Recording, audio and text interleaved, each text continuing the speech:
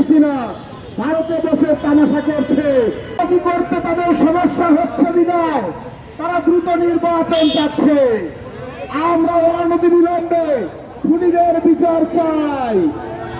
আমরা আওয়ামী লীগ নিষিদ্ধ চাই। আমরা ছাত্রলীগ নিষিদ্ধ করেছে, যুবলীগকে নিষিদ্ধ চাই। আমরা জাতীয় পার্টিকে নিষিদ্ধ চাই। আমরা আওয়ামী লীগের সহযোগী জোটযুক্ত সমস্ত দলকে নিষিদ্ধ চাই।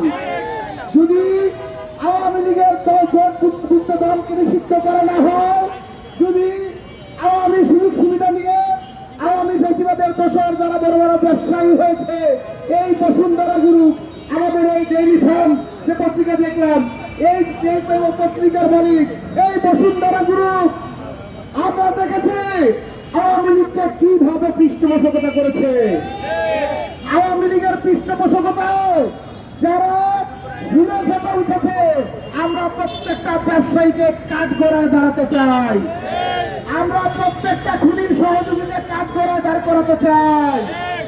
আমরা দেশের মধ্যে এখনো যারা লুকিয়ে আছে, যারা শীঘ্র প্রকাশ্যে আসার চিন্তা ভাবনা করছে, আমরা তাদেরকে গ্রেফতারের দাবি জানাই।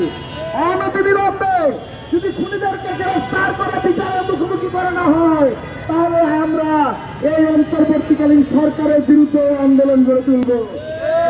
উপস্থিতি সর্বশেষ বলল, খুনি হাসিনা ভারতে বসে তামাশা করছে।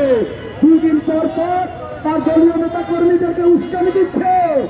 আমরা শেখ হাসিনার তামাশা দেখতে চাই না। যদি ভারত আমাদের সাথে কূটনৈতিক সম্পর্ক রাখতে চায়, অবশ্যই শেখ হাসিনাকে বাংলাদেশের কাছে ফেরত দিতে হবে এবং বিচারের মুখোমুখি করতে হবে। অন্যথায় ভারতের সাথে কূটনৈতিক সম্পর্ক ছিন্ন করতে হবে।